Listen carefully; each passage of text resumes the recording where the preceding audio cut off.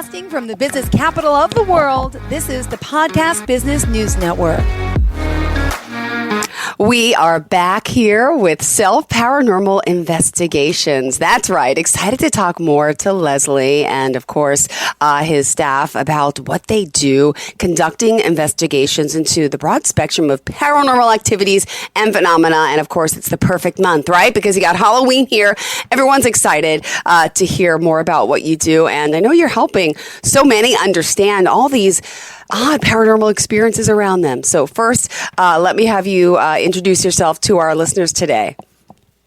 Yeah, I'm Leslie Self, founder of Self Paranormal Investigations.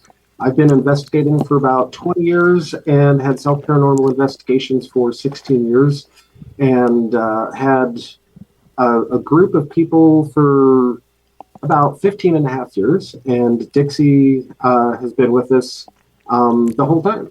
Yay! Tell us a little bit about yourself, too. We have Dean here, and Dean, tell. Hi, I'm Dean, and I've been with Self Paranormal about 6 years now.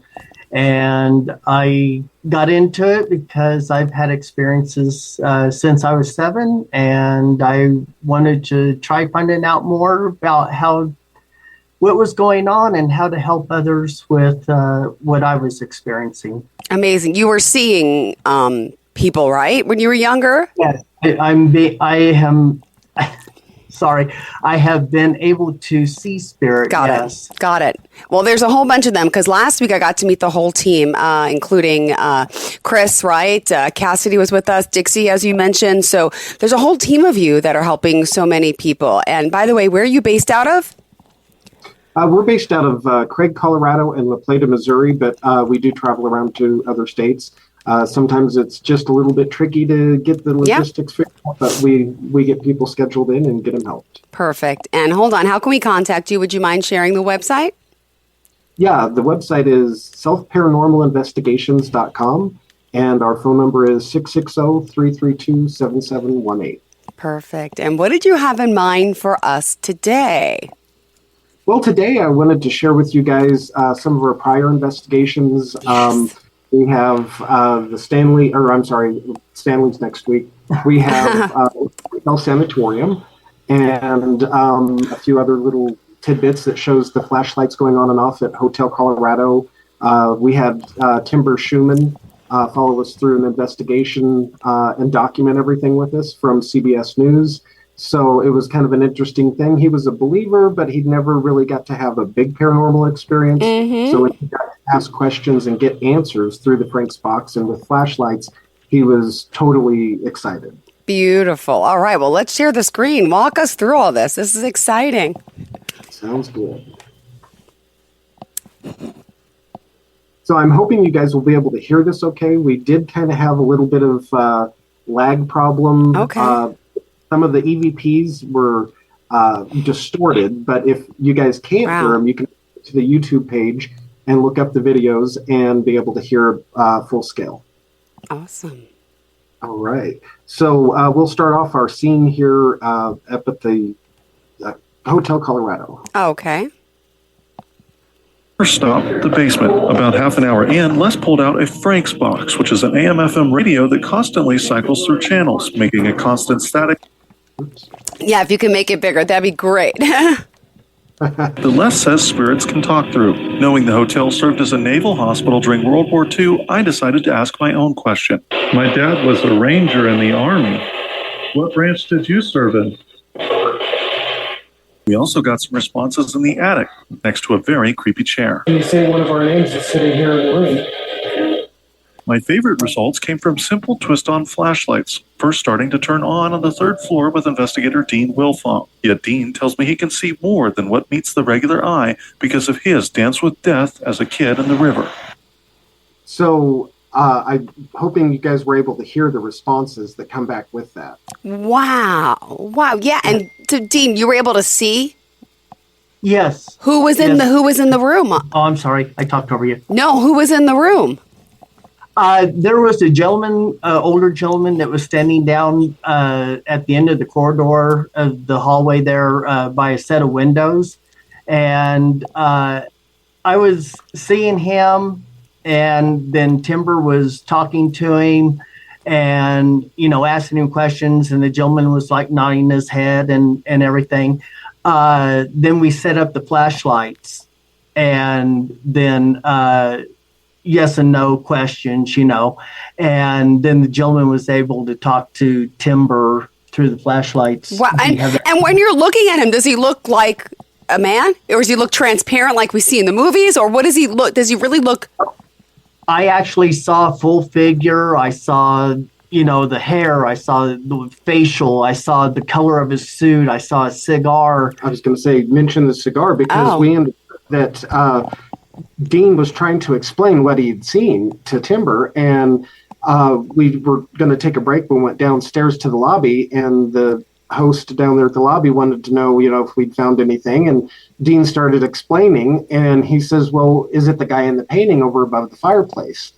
And Dean's like, oh, I didn't even see that. So we walked to the other end of the lobby, and right above the fireplace is this guy, and he's holding a cigar. Oh, my goodness.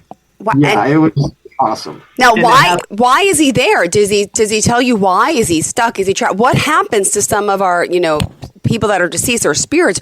Why was this gentleman there still?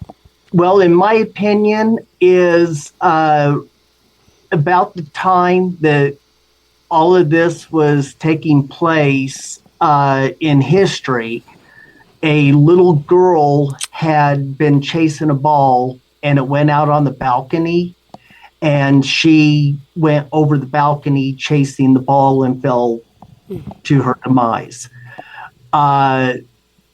The window that the gentleman was standing in front of was directly above where the little girl had landed. And he had a saddened features on his face, and he kept looking out the window and looking down and then looking back and looking out the window. So he didn't actually say, but with what I was seeing, it was residual. Residual, thank you. I was going to say, there's a lot of things that can play into a haunting, and it's not always what they call an intelligent haunting. It's residual haunting. And places that are built on like limestone, places that have hardwood floors, things like that, they are like a tape, basically. You can board things through them, and when the conditions are right, it plays things back. So I think that night we had a little bit of residual and intelligent haunt. Correct. Just because the look on the guy's face, as how Dean explained it, in the area where that happened. Yeah. But when we got the flashlights, I have that clip here where Dean asked the guy to turn the flashlights on and off, and Timber, and it actually will do it. And so we do it what we call a control, so we know it's not happenstance. We ask him to do it on the count of 3. So, yeah, that's. Let me get pulled up here. All right, what else is next? Sorry, my internet's I saw an elderly gentleman down by a window, and he was smoking a cigar. And we set up the flashlights on the windowsill, supposedly next to it. For the first time in that night, the flashlights started going off. Is he touching it? Yeah. I think there it is. There it is. There's a flashlight. Can you turn it off? Can you turn it back off first? There you go. Good job. Tonight we had some flashlight play on the 3rd floor stairwell. Can you turn off the lights for me in 3, 2, 1?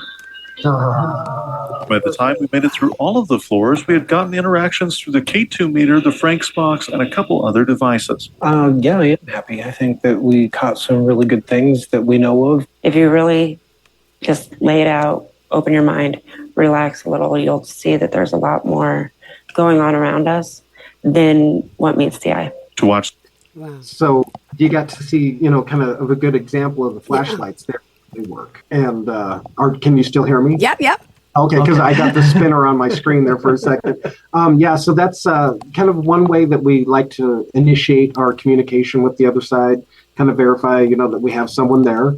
In the next scene, we have what they call a Frank's box, which is an FM radio that scans through frequencies. You can set it for like 250 milliseconds, 200 milliseconds, and so on.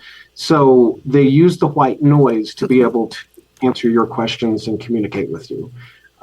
This is really awesome. This one is at Waverly Hills Sanatorium, and that was an awesome place to investigate.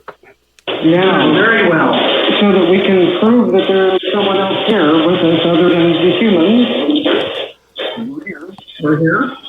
Yeah. Okay. All right. Thank you. 1, 2, 3. Please turn off the flashlight so that we know it's you. 4. Sense of humor. All right. Communicate with you.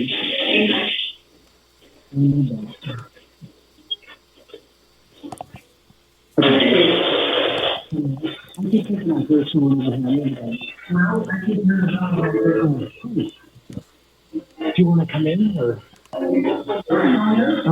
if you want, we can leave and come back if you want to do it in here. Okay. Or so we can continue asking questions. They said come in twice, so I think you guys are standing out there. That's why I was like, I gotta look. Okay. Can you turn the flashlight off on the count of 3? 1, 2, 3. You're a prankster. You're a fun one. So you can see how that was an intelligent haunting because it was responding to us and even joking with us, you know, like, and knowing that there was someone in the hallway. That was one thing we've experienced so many times. Dixie and I up at the Stanley Hotel, the second year of training with Jason and Grant, and one of the demonologists of the Catholic Church was on the premises, and we were investigating the Stephen King room 217, and it says, "He's here, enter." And we were like, what? And then there's a knock at the door, and the host goes over. I think it was Adam, wasn't it? Oh my gosh. Yeah. And the door, and I think it was Adam Bly, the demonologist. He come in the room. So through the Frank's box, they're in the room with us, but they can see outside the room. I'm not sure how this works, but it's totally awesome. But for them to say, come in, and I'm like, okay, is there someone out there? And then there's those two ladies. They were mother-daughter investigating team that was had been on the other floors. We were sharing the building that night with other investigators. So it was really awesome that they got to come in and see how we investigate, and then we got to go with them and see what their method is. And I think we both took away a good idea of how to do things a little more efficiently. Wow. Fascinating. Tell us the website, how we can contact you before we continue. Thank you so much. Yeah, you can go to our website, selfparanormalinvestigations.com, and send an email through there. Or if you would like, you can go to selfpara, so that's SELFPARA @outlook.com. All right. What else do you have in store for us today? Seeing is believing, by the way. This is fascinating, and hearing. So I love these videos. We have so many things that we want to share. We were trying to limit everything down to the best ones. But and when we do it, it's amazing.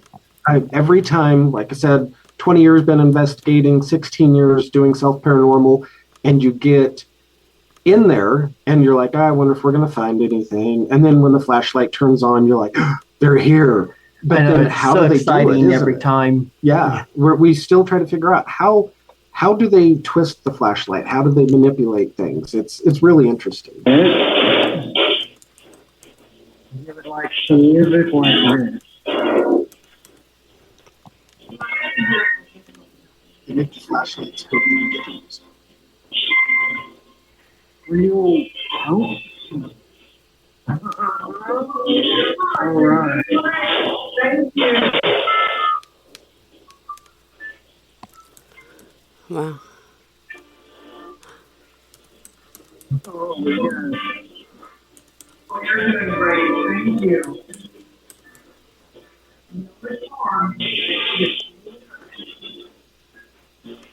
Ooh. Good job. You're still here? All right.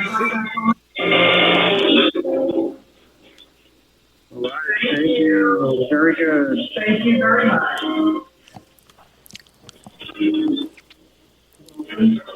Go ahead and dance. Dance around.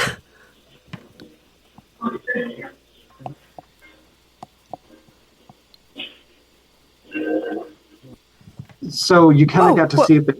Apologize, my camera footage wasn't that good. We just got new body cams, like the, and so then the harnesses that we got didn't quite fit up with it. So we weren't sure where they were at, and I was trying to push it up. So our other footage is better. That is fascinating. Oh my goodness. Yeah, it is fascinating, especially whenever they start making the flashlights flicker to the beat of the music. You know, that it's just like, how do they do it? You know, it's like, okay, they like the era, the music we're playing, and they just start. Yeah. Now we have another clip, and before we play it, I just want to explain. We've been so many places, and sometimes they ask for prayer. We always offer it before we leave, but a lot of times they will ask. So we weren't sure of the situation. You know, this is a tuberculosis hospital where things have happened, and, you know, people were basically experimented on. And I think that's some of the tragedy, maybe why they keep revisiting. You know, I don't really know. But we asked, would you like prayer? Mm-hmm. And that's the part that I was having difficulty when I was doing a test Zoom. Some of the EVPs don't come through. But like I said, you can always go and check it out on YouTube. But it said prayer, yes. And then I said, well, I'm not sure who I'm praying for. And it gives a name right away. So this is kind of an awesome clip here. If you would like prayer, could you say yes or prayer over the radio? Prayer. Okay. All right. Thank you. Since I don't know your name, I'm not sure of your circumstance. Okay. Wow, just introduced once again. Wow. Yes, that was. I pray to God and pray to the Lord that you be with any of the souls that are left here that might feel lost or unsure of where to go. And I pray that God can bring you love and comfort and guidance. And thank you. Mm-hmm. And in Jesus' name I pray. Amen. Amen.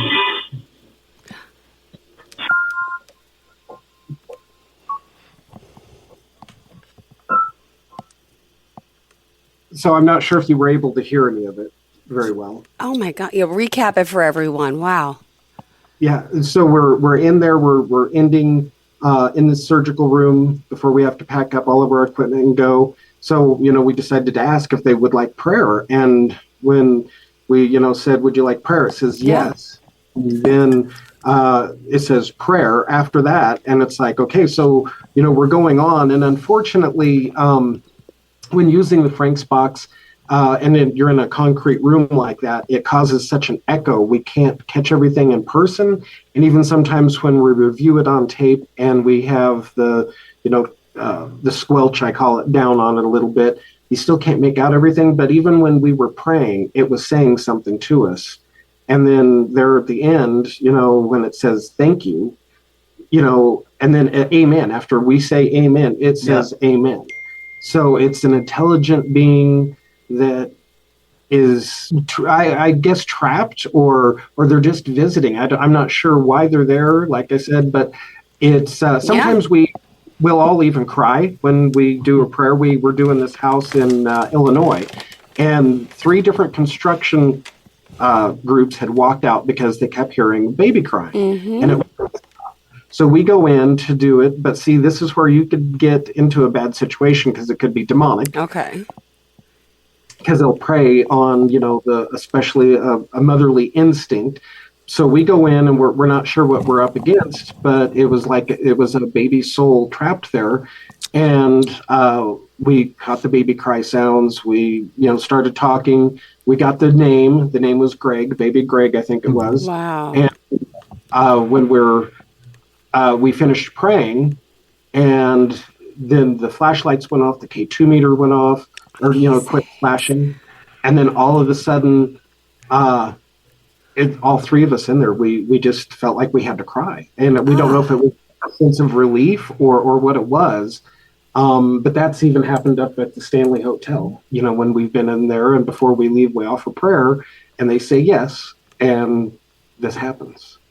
Oh my God. This is fascinating stuff. This is exciting. And by the way, I got to point out now, you're not doing this full time yet. You could though, right? You guys both have day jobs and continue to do this, because you're so passionate about it. Wow. Yes. Dixie and I work at the bus garage. We drive school bus and do some things at transportation. And so transportation office has been good about accommodating our schedule. I want to thank them. But yeah, we do the investigations mainly on weekends, when we have more time.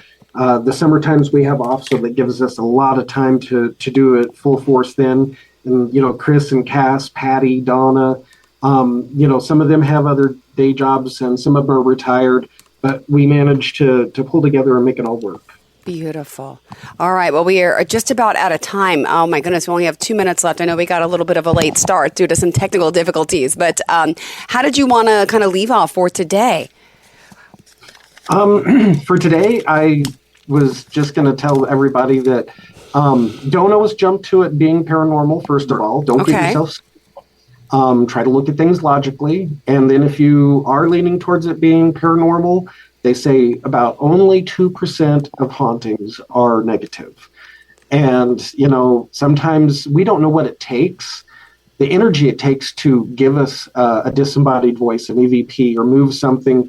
So if it seems scary, just stop and think that it's maybe frustration or that's all the energy they could muster to do. So you never try not to get too afraid when going into a haunted situation, because a lot of times they just want you to know their presence, and once you acknowledge it, they're happy because their soul isn't alone anymore. Yeah.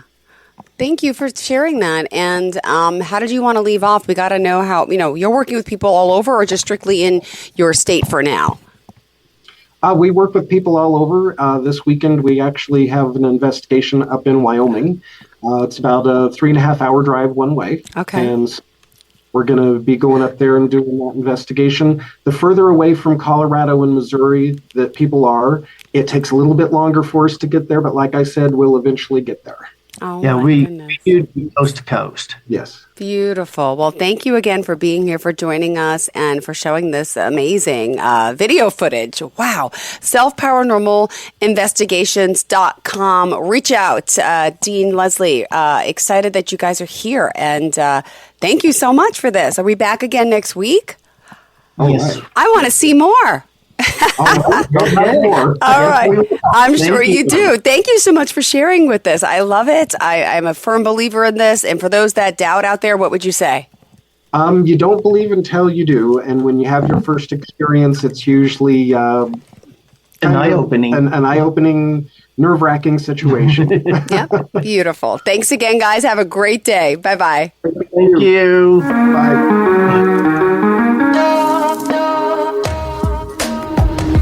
Broadcasting from the business capital of the world, this is the Podcast Business News Network. It's Thursday night, and you're grabbing drinks with some friends. Started off with a pitcher for the table, which quickly becomes two. There's pool. And there's the photo booth. All right, everybody squeeze in. Say cheese! Followed naturally by an order of wings. And another. Can we get some extra ranch sauce? Then there's the ceremonial nightcap. So what are we doing this weekend? And lastly, it's back to the car, which, if you're buzzed,